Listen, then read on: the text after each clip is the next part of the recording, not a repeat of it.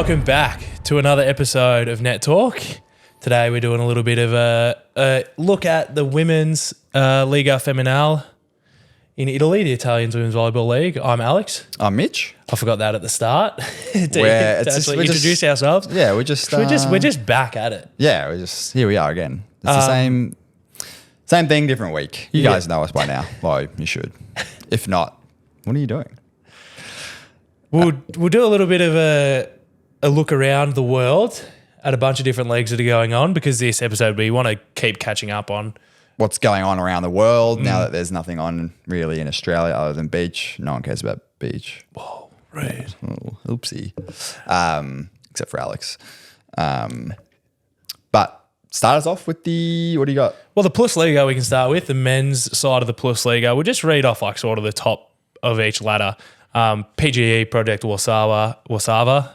I think. Mate, I've got to work on my pronunciation. No, you, the audience, have got to keep us accountable. We're trying our best, but it's very hard to, I don't know. Google's not very helpful. Not as helpful as what I would expect. Yeah, but we commented off screen. I am very bad at pronunciations and also don't like it when I watch sports and people are really bad at pronunciations. Same. So want to get better. Then Luk Lublin is second. Jastrzębski, you've got to say that third one for me. I'm rubbish with that. Jastrzębski. No, I can't. And then Aluron in fourth. But with the Plus Liga, also interesting to look at who is in relegation territory at the moment. And Barkom Lviv is on the edge of that. I think they've figured it out a little bit. They've had another win, or are they on one? They've got one win. Oh, well, actually, all three teams that are in that relegation territory are on one win at the moment. I feel like unless they just double posted, they may have just double posted about having another win. Inflate their own stats. Yeah, fair enough. But they're looking better. They've been looking good. They've got a better set ratio than the other two teams, so they're probably the next team to try and be fighting their way out of that. Well, they started Lorenzo Pope in the most recent game. I actually did watch the first two sets and I had to go to something. And I watched the first game of their season because I was like, oh my God, it's Lorenzo Pope's team. And they looked, like a relegation team. But then when they had Lorenzo on, not that this is all Lorenzo, but they just looked a little bit more well-rounded. They've got another outside that's on that team that's a little bit older. He's Ukrainian past hit. I can't remember his name, but he was really good. And I think he needed someone like Lorenzo's caliber to really pull the extra weight. But yeah. Then the women's side of the Plus Liga, GKS Katowice is undefeated on the top of that ladder. Is that Lodge? Is that the pronunciation? Nah, it's different. Oh, it's different. Because you've got it up. None of those words have Lodge in them. No, the top one of the top teams surely does. No. Second was Zani Sosnowic. Okay, third. Third was Pogon Szczecin. What are you looking at? The women's side? Have I messed this up? Have I got the wrong league? I've got the Polish league for women's. Oh, maybe. What am I looking at? This is the Polish Women's Volleyball League as well. Oh, I've got a different ladder up. No, what ladder have you got up? Failed me. That's a wrong ladder. Different sport. It was half volleyball. I refreshed my page and it took me off it. What sport was it? No idea. Go on. It was football. It was soccer. Wow. I was like, I didn't recognize one of those lower names is the same sponsor though, so that's why it was the same. Okay, so there's Warszawa. Yeah. I think that's one of that's second on it. That's a developed res. I think that's the sponsor. They're undefeated along with Budawanali. Honestly, you're going to have to forgive us for these pronunciations. Hopefully no one Polish is watching this.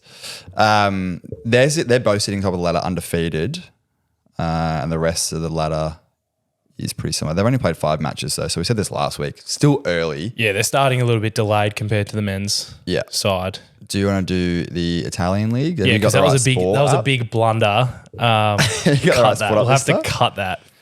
Yeah, because we didn't prep that enough pre-session. I was on the website for the other league and then was just using Google. My fault. I'm not cutting it. It's funny. The Superliga on the men's side, Perugia undefeated, dominating on that side. They're looking as they should. Scary. Although Piacenza is also undefeated. Then Trentino and Verona finish out that top 4. The men's side in the Super League is very good at the moment. I think it's and it's gonna get better. I have not had full confirmation of this, but like Lube have a couple of their extra players back. Like Lube have Alexander Nikolov. Remember we spoke about him a little bit. He looks like he was back from some footage I saw. They will be a far better team with him. And then the Women's Italian League, the Women's Series A, Liga Volley Femminile, Emoca Corneliano still at the top of the ladder after winning their preseason comp. And then the team we'll look at in our match today, Numia Vero Volley Milano, second on the ladder, 4-1. Yep. They came second in the preseason. So it's almost as if the preseason competition was a good telling of where these teams shake out. Yeah. And then the other team we're going to cover today, Novara. I'm not going to try and pronounce their sponsor's name, but it's cheese. Is that what you said? Yeah. Igor Gorgonzola. It's cheese. Is it cheese? I don't like cheese, so that's good for them. They're sitting like fifth, but you can't really use that as a genuine ladder ranking because only 3 teams in the whole comp have actually, 4 teams in the whole comp have played 5 matches. Everyone else has played 4. But yeah, should we? Oh wait. We've got to do the SV League, our favorite new league. Finally on the world stage, able to be watched. Still learning these teams, but Denso is sitting top of the ladder for the women's SV League and Osaka sitting second.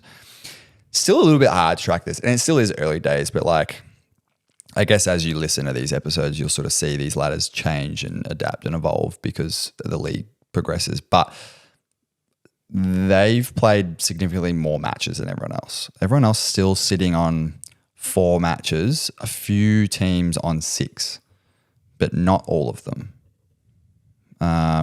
Yeah, very patchy. I think because there must be a Monday round. So there must be matches being played like right. Yeah, as we're recording. Yeah. So, and then the top 2 teams for the men is the Osaka Blue or Blueton and the JTEC Stings Aichi. And then Sakai is sitting third, Tokyo Great Bears.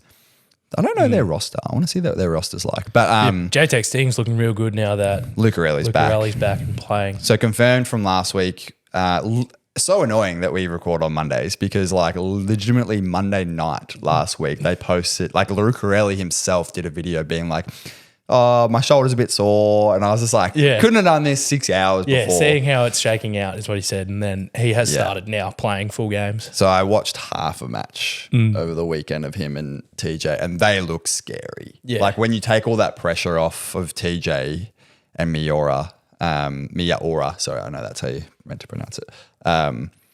Suddenly like that 3-pronged offense is terrifying. Yeah. It's a very, very similar sort of play style to the Osaka Blueton team because they've got that 3-pronged offense too with Ran, Lopez and Nishida. Yeah. So that is going to be an interesting... Is it Nishida or is that... Sorry, I got the teams mixed up here. It is Nishida. Ran's not in that team though. It's Tomasz Rzeszki. Yeah. And Miguel Lopez. There's too many new teams and too many superstars for me to keep track of. It's just too many. All right, but we'll get into the match today. So the match that we looked at, it was our match of the week that we posted on Instagram. We're going to try and do that every week because Alex and I feel like, well, as you could just probably tell, there's a lot of volleyball on at the moment. Like there's so much. And like you and I are quite busy people. So like we can't watch it all, even though like I wish I could just get paid to watch volleyball for a living. That would be sick. But we're going to try and find through like our network and just other podcasts and other people around like what was the match that was like the best for the week. It's really funny that we posted that on Instagram and shared that as our match to watch, and as a match that had already occurred. And then Volleyball World posts The same upcoming matches to watch. I think they posted matches that are happening in the next week. Yeah. I'm like, God, they're stealing our idea again. We tell them to get Plus Liga on VBTV, SV League on VBTV. We gotta go through like our followers list and see if there's like a sneaky spy that works there. It's like stealing our ideas. Quick, get it out. Yeah. We'll just block them. Nah, it's fine. It's good. I watched this. Actually, this was not really our idea. I watched this because of the Volleyball Source guys. I watched their podcast episode last Tuesday. I think they released it. And I get a lot of information and my learning as like international leagues and stuff is a lot from them. And they mentioned that this match was really good, and I was preparing to coach women that week. So I was like, I'll watch this match. And I watched it and I was like, this match is unreal. So then I messaged you, and then we were like, oh yeah, let's do that. Yeah, and you can tell how tight a match is going to be from the scoreline as well, because it was a 5-setter. 3-2 in Igor Gorgonzola Novara's favour against Numia Vero Volley Milano.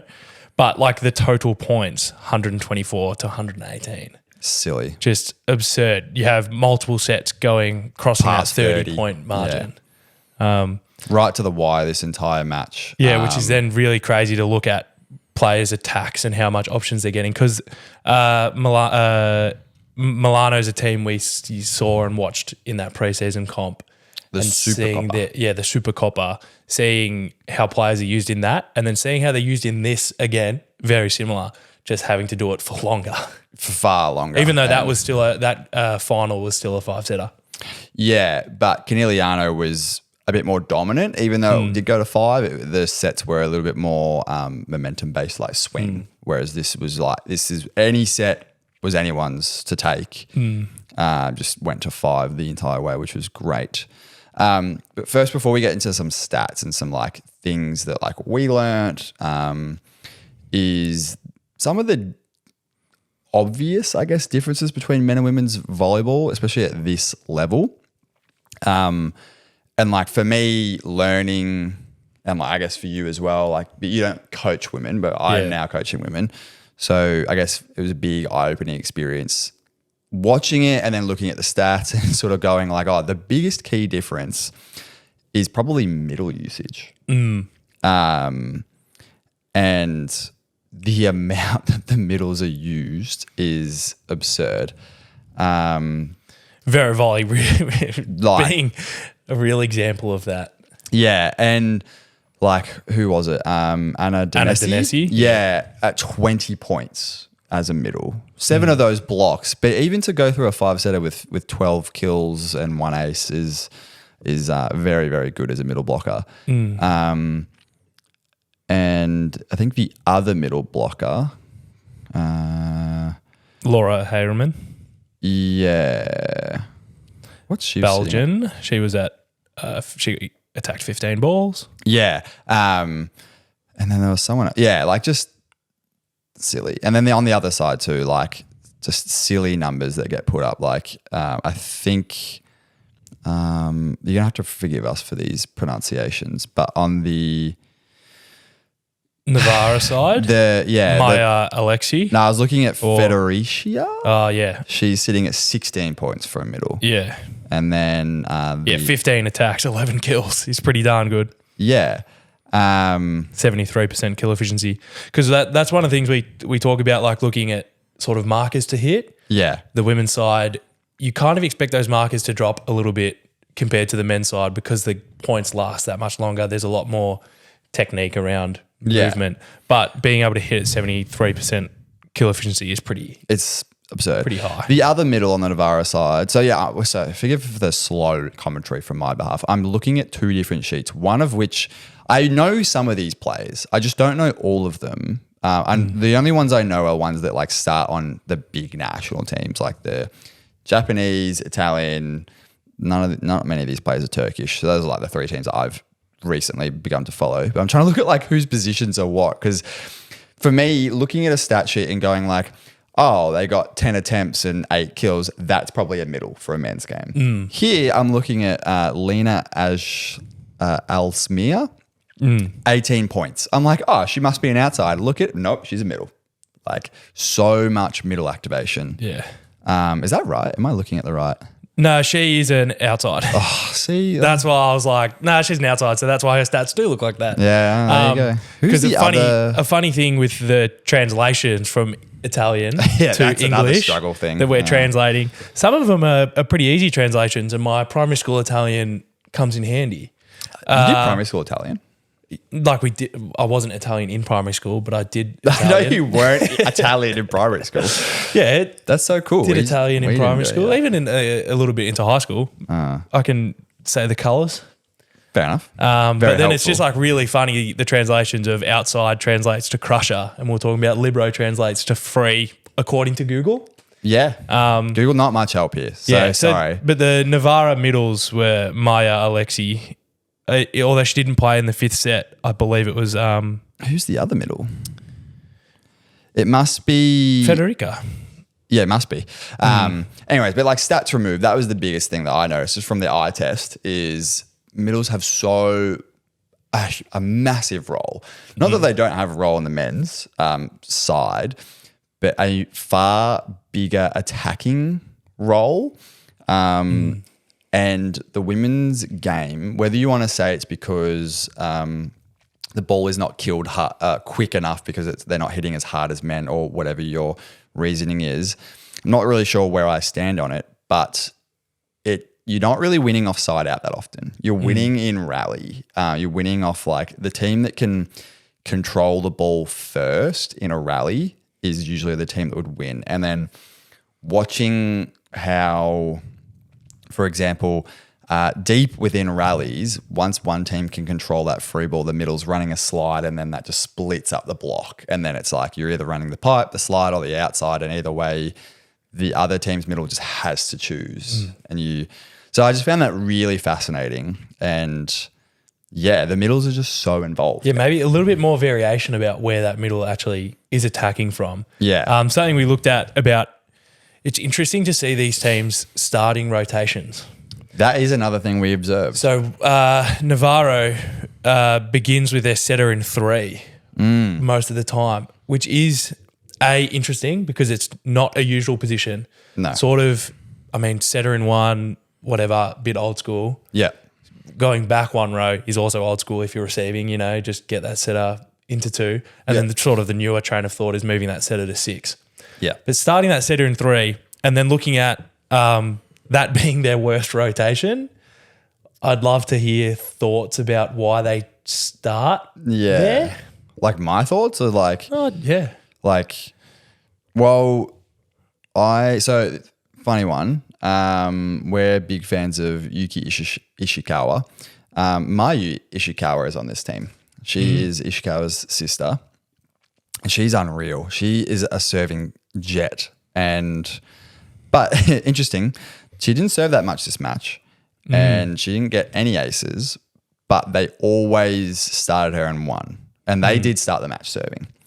And that was the rotation they were the worst in, was when the setter was in 3. Yeah. So they were sitting at -5. So I'm wondering if they were just like, let's get our bad rotation out of the way as early in the set as we can, or let's start with her serving. I'm not really sure. Because it's interesting to see there's no variation across the first 4 sets. Serving, receiving, same starting row. Except for the 5th. Except for the 5th, a flip to, start the setter in 1. Versus a thing that is more common is varying where your setter starts, if you're receiving or if you're serving. Most coaches do that. Like Vero Volley did do that, but they had a lot more variation of starting in 2, 1, 6, 1, 2, like actually varying where they're starting.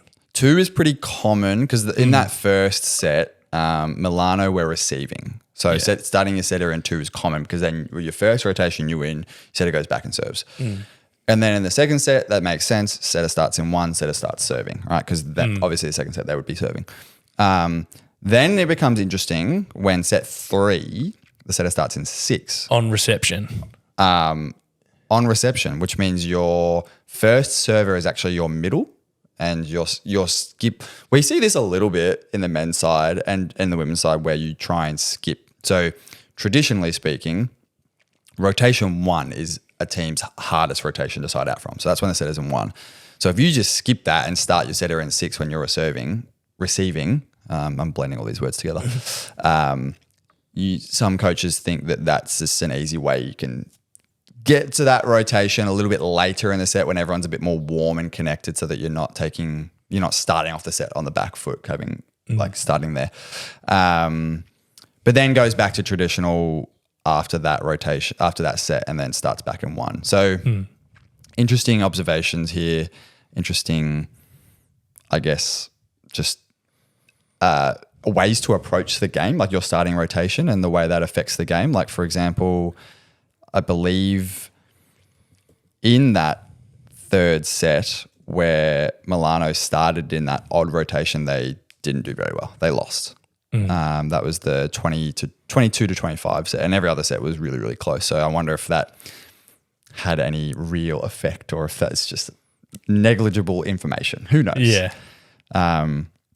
What was another takeaway from this match, like watching?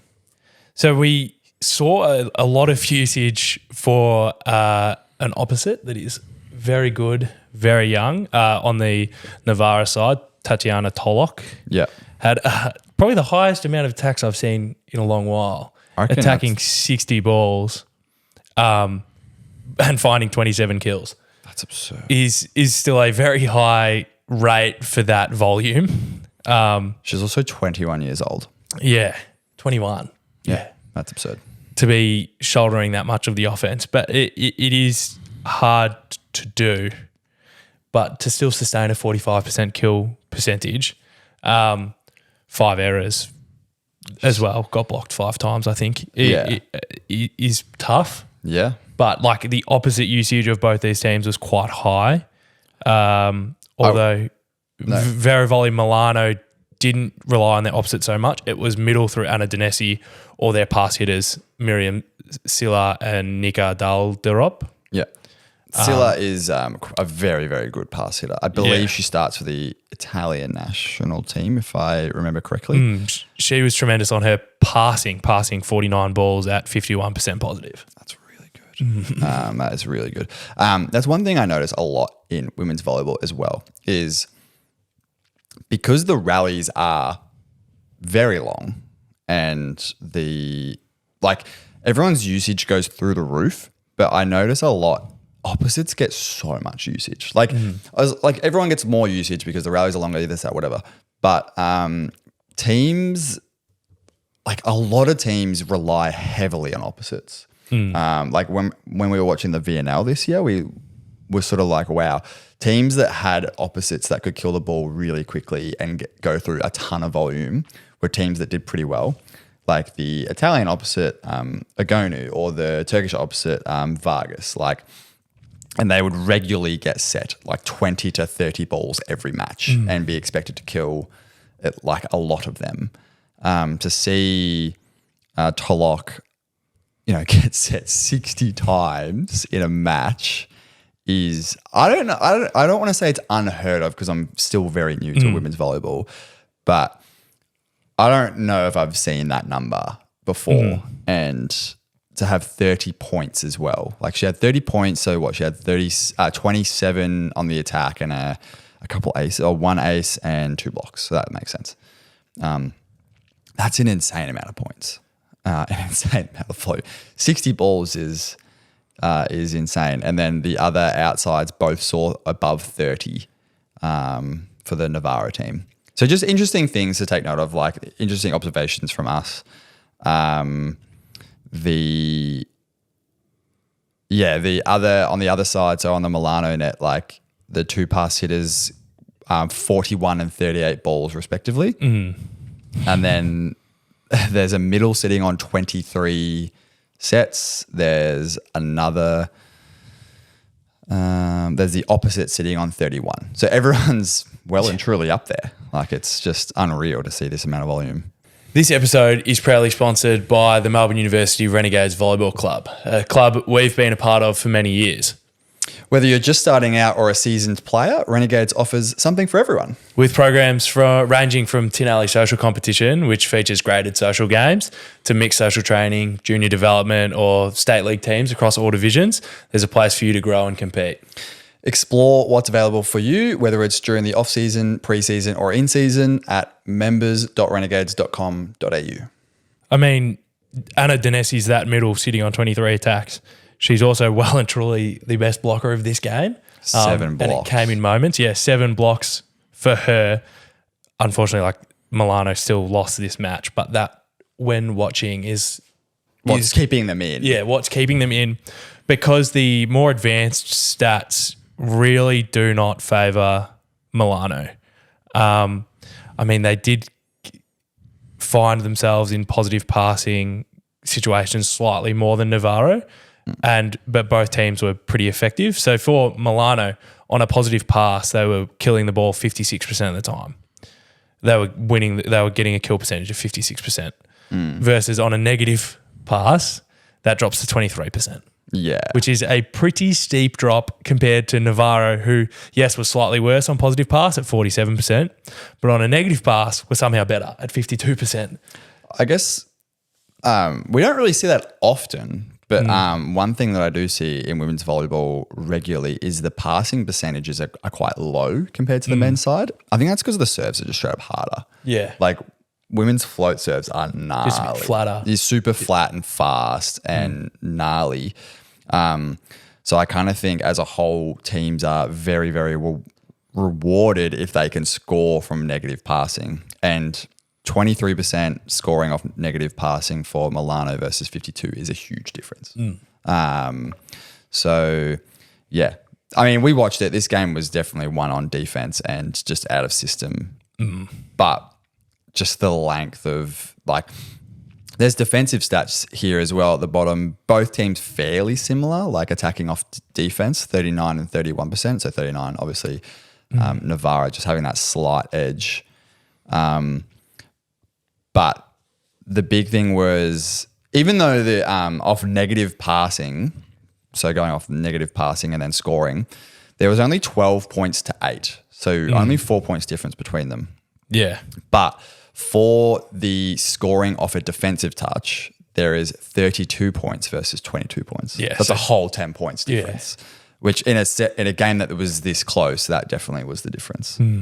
But yeah, going to show that like the defense in women's volleyball is so much better than the men's. They're just like, and it's crucial to the game. It's, yeah, if you can score from any sort of defensive touch like Navarro can, you're probably going to win it, even though this match was just incredible to watch. Any other takeaways from you? Well, the match MVP went to someone that didn't play defense though. Oh, really? Well, because they do a match MVP and it went to Tatiana Tolok. Yeah, well, that's also fair enough. That's fair enough. You hit 60 balls. Served pretty all right as well. A lot of errors as a server, but I suppose you're kind of okay with that when you're trying to serve teams off the court. Where are her serving stats actually? She served 16 balls, 5 errors, 1 ace. Yeah, okay. Which is unfortunate, but I'm looking at the wrong. Yeah, the translations on this are really hard to follow. I'm not going to lie. It's very, very difficult to follow. Because there's something about watching these games as well. Maybe it's my tiny brain. It's so hard to focus on volleyball when there's someone speaking a different language as the commentator. It's difficult. I should have brought that up at the start because the Italian commentator, sure, it's lovely if you understand Italian. Yeah. If you're not, it's just a little bit harder to track players. It's very difficult. And then I muted it for a little bit and then was like, man, that's even harder. You just lose something watching volleyball in silence. Oh, I can't watch volleyball in silence. Yeah. There's like scout view footage that I used to watch heavily just floating around YouTube. And if it doesn't have sound, I won't watch it. I just can't. I just cannot do it. Yeah. I need some audible feedback for what I'm watching. And then, yeah, as you said, because I watched the Polish league last year when it was on Polsat, which is like their streaming service, because we get it in Australia for whatever reason. It's all in Polish though. I found it so hard to watch. It was grueling to watch it. I did go to learn a lot of the players, which is probably why I'll watch more of these Italian games. I do hope that a few more of them have English commentary though. It's a lot easier to learn things and people's names when it's in English. But yeah, brutal. So the other thing about this as well is not a whole lot of subs. A couple of different changes, like a new middle going in for Novara in the fifth set. I think I didn't end up watching the fifth set because I, again, had to go. Did you watch fifth set? Yeah, you watched it. Yeah. Tune back in. She just came on and made a difference. Yeah. She had good stats for a fifth set. Yeah, I think it was just Alessia Mazzaro. Okay. Or, wait, who was the player that you're looking for subbing? Yeah. And she got 3 blocks. Yeah. For the fifth set. She was also a late sub in that 4th set, maybe just to see if you were fresh enough, like one of those, hey, you might be needed. Let's see if you can find a rhythm in the 4th set, which was very close, and they lost that 4th set. Yeah.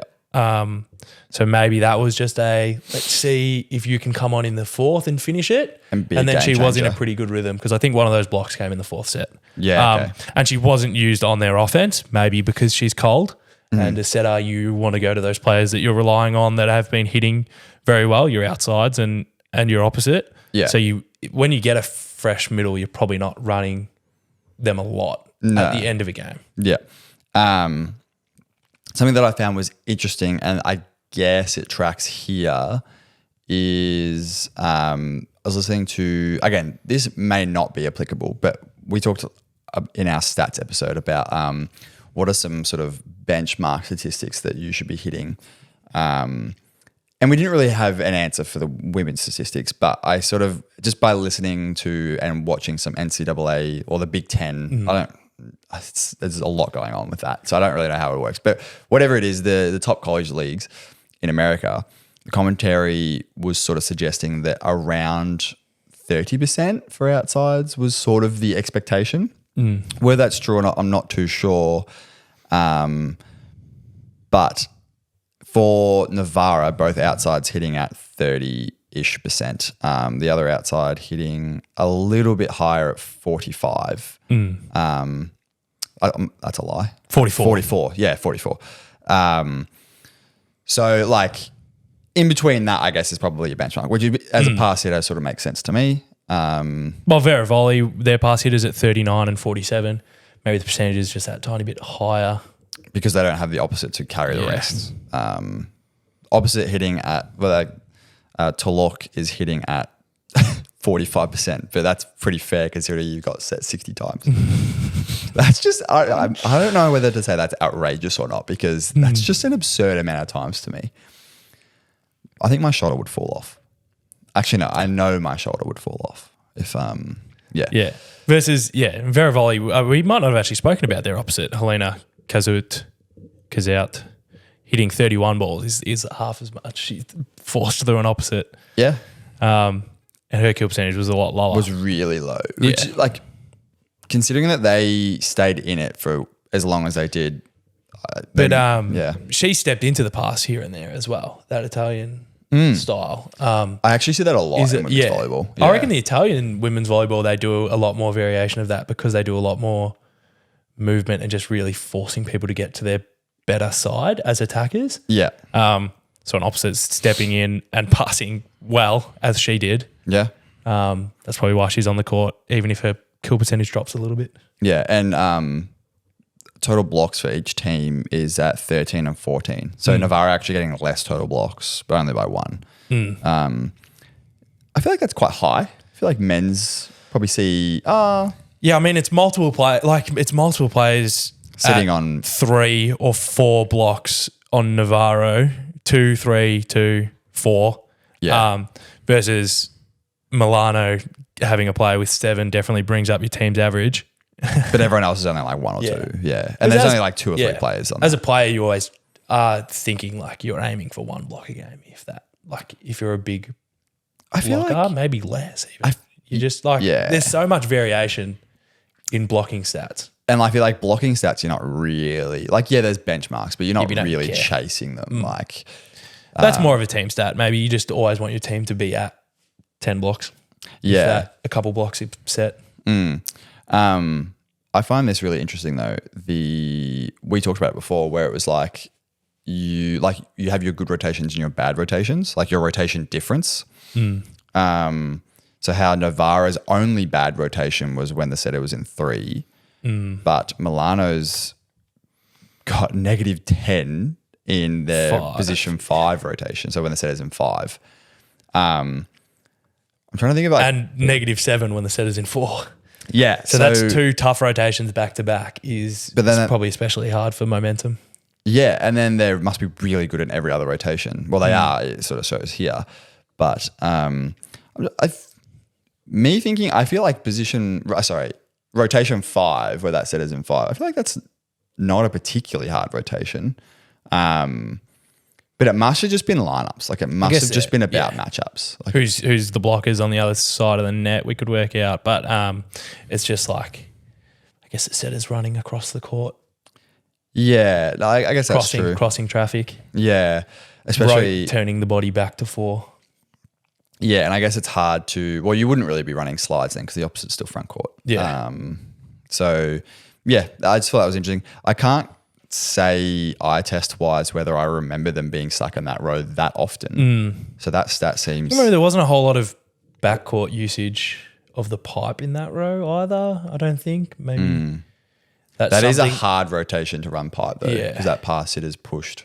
Yeah. Actually, no, that's not true. No, the backcourt pass hitter's just right there in 6. That's why I was like, I feel like some teams use that as a bit of a crutch in that row. Yeah. And women's volleyball, I think, always keeps that pipe as a bit more of a release option. It is much more. But I don't remember seeing a whole lot of it in this game. The other thing that I really like about women's volleyball is just like the dynamics of it. It's so much more creative. For example, I want us to do this next year. Like us at Reds, I want you to run pipes from when you're in backcourt. Like, because, for example, how many times have we played State League or ABL where it's like, oh, we don't want that player to run a pipe. Let's just serve him short. You can't do that in women's volleyball because the opposite ends up just team training through and running the pipe. Yeah. So you serve that pass hitter short, the opposite's coming through anyways.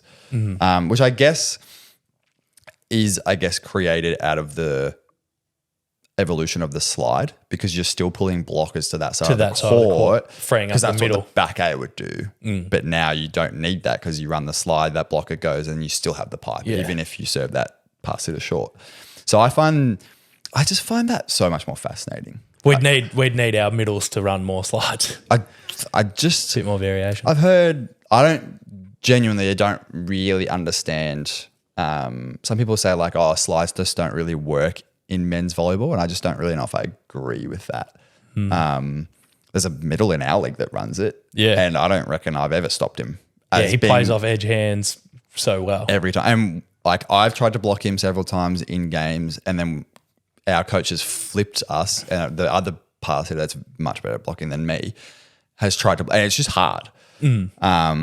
Also, the middle has to decide so early to commit. And as soon as that middle commits to the slide and the setter sees it in peripheral, like a good setter will see that, you just go to 4. And it's like, so I don't know. I find it really interesting, especially now that I'm coaching women's volleyball. It sort of gets my creative juices flowing of like, cool, what funky things can I do with this rotation now? Or what creative solutions can I just find it so much more creative. So what do you think? Keep it simple. That's your tiny brain though. That's let me. I don't know. I love watching it and seeing other things and taking the simplest things from them. Or I was looking at a Mark Lebedeau quote about he was actually looking at out of system usage, and he actually came to the conclusion of just let the closest player set it and make them set the easiest option. I did see that and one. And keep it simple. Keep it simple, and that works out to be effective.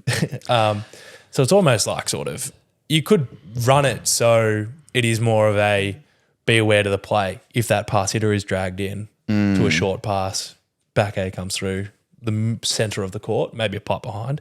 Oh no, I was just about to say that I spoke to some women's players that have played at a similar level overseas that I just am friends with, and it's sort of known that like when the slide is running, because respond to the ball a bit more. Because the hardest thing about this is it's deep in rallies. This isn't side out talk. This isn't like, our extent for running combos, I guess, would be the next closest thing. Yeah. Is we're going to do it on side out and we're not doing it during the rally because it's too hard to navigate during the rally.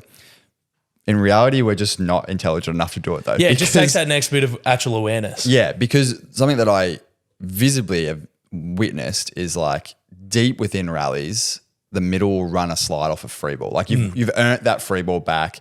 The middle runs in, runs the slide, and then the back A gets set, but it's like an inside back A. So you're not running over the slide, you're running slightly inside. So if the middle does go, you've still got that channel to one. Yeah. Also, I was under the assumption that you don't run slides when the opposite is front court, which isn't true. They run slides based on the free ball or the reception of the defense, and the opposite can run a meter in front. Like, so it's like literally a combo, which we do on serve reception, but we don't do it in the rally. Maybe we should start because it's very effective. I don't think I see once you have rallied enough and earned that free ball, I don't think you pretty much win that. Yeah. Which to me is really interesting. And I think that's wicked.